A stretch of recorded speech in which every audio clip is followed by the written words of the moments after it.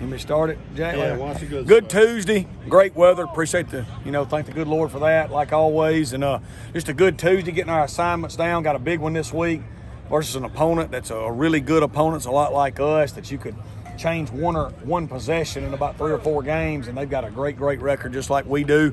They're growing in year 2 of their program like we are. And so it's a great opportunity for us. We're grateful for that opportunity. And we're excited about going over there. So with that, I'll open it up. Quickly going through some of the film of the game. What were some of the things you saw that was good from last week, and some things you saw that was bad? Yeah, so good. Defensively, we were really good in our third downs. We had good communication. We did some good things right there. After the long run early, we really didn't allow them to run the ball at all. We take that 70-yard run off their rushing totals. We pretty much stoned the run the rest of the game. The bad was, defensively, the big plays, giving up the explosive plays. We missed some tackles, which is uncharacteristic for us. Offensively, we really moved the ball and controlled the clock. We had 21 first downs. We had, time of possession. We were good in our conversions. When you add our third and fourth down together, we were over 50%. The bad is we didn't make explosive plays. We had opportunities there, and we didn't make them. And we can make those plays.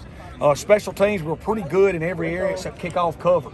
We've been good at that all year, but kickoff cover, we allowed them to return 2 kicks out to past the 35, and they happened to score on both those drives. So, you change a play or two here or there, we win a big game. And, like I said, that's where we're at. We've got to fix those issues. And that's what I just told the players. I'm grateful for the problems we've solved in a short amount of time here. We've solved a lot of problems. We came here, there was a lot of problems to be solved. I'm also grateful for the endurance we've had to push through problems that aren't solvable yet with a great attitude. And we're in a situation this week where we've got to solve some more problems, and we got to find a way to win. And we got to get over this next hump. And so that's what we're looking forward to doing. Recent past, last game's not been a big deal here recently. Big game Saturday, a ton of on the table for you guys. I appreciate you bringing it up, Glenn, because when we came here, everybody said, Coach, how quick do you want to win a championship? How quick? I said the first step for us as a program is to play 12 games that matter again. We haven't done that in a long time here, and now we've done it. Like, we're on game 12, and the 11th game mattered, the 10th game mattered, the 9th game mattered, and this 12th game sure matters. And so that is a great step forward in our program to get to game 12 and for game 12 to matter. And, so that's huge for us. Obviously, we're excited to get to that point, but we need to win. We need to get over this hump and win a game. You know what I'm saying? And we need to do that for our fan base. We need to do that for our administration. We need to do that for these seniors. And, and everybody that's affiliated with this program. Is it the be-all, end-all? No. We got a long way to still go regardless. We got to recruit, develop, and keep going, but we need to get this done. You go ahead, Jackson. How have the players responded to that challenge of Saturday being so big? Oh, man, I think our kids, y'all come to every practice. They're the same, man. They love each other. They play hard. They're hurting when there's a play to be made and they can't make it. When you're good but not great, your opportunities are less than if you're great.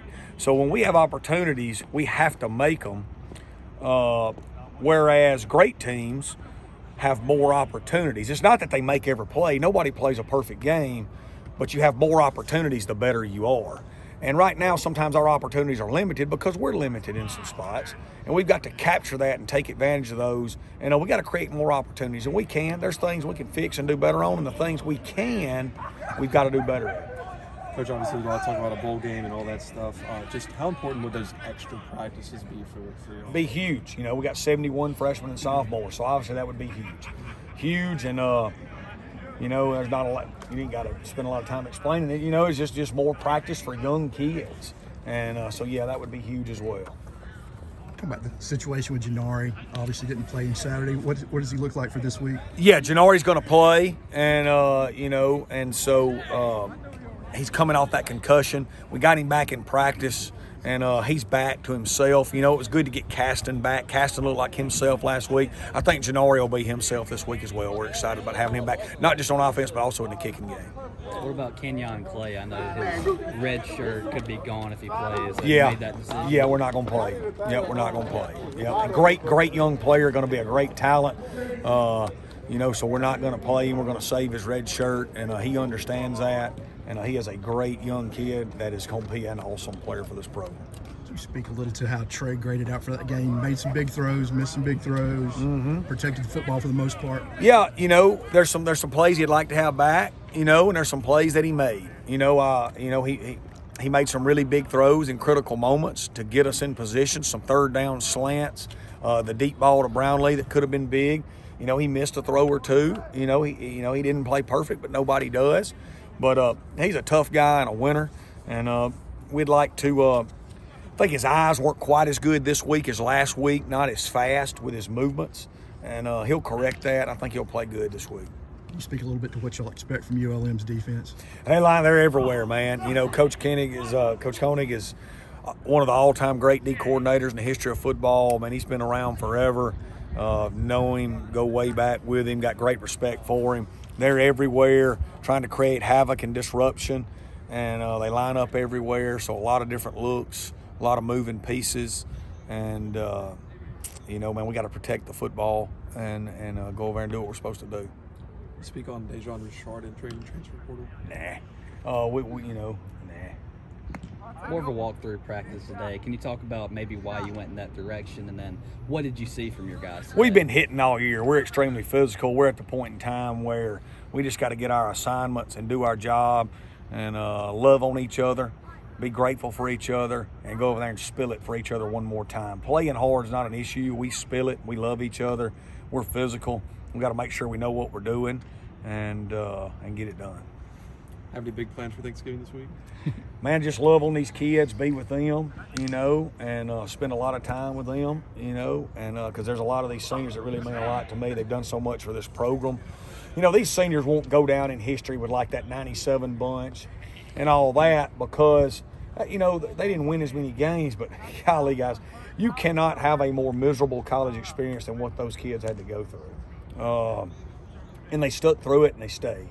And this university needs to be, our fan base ought to be very appreciative of them, and we need to try to get a win for them. Y'all got a big feed plan for the guys? We're going to feed here, but we got so many local kids. What I actually do is I don't believe there's any such thing as forced fun, so we got so many local kids. What we tell them is if you can go home and take one of your teammates with you, do it. Ty Keys is from Taylorsville, Chandler Pittman's from McGee, Cooley's from Shabuta. You know what I mean? Cade Shepard's from Flora.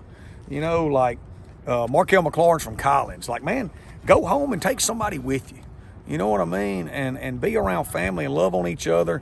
So we'll have a deal here, but I don't make them stay. I let them go home, and then we'll be back Friday morning with just the travel squad, and we'll practice, and we'll get on that bus and head to Monroe.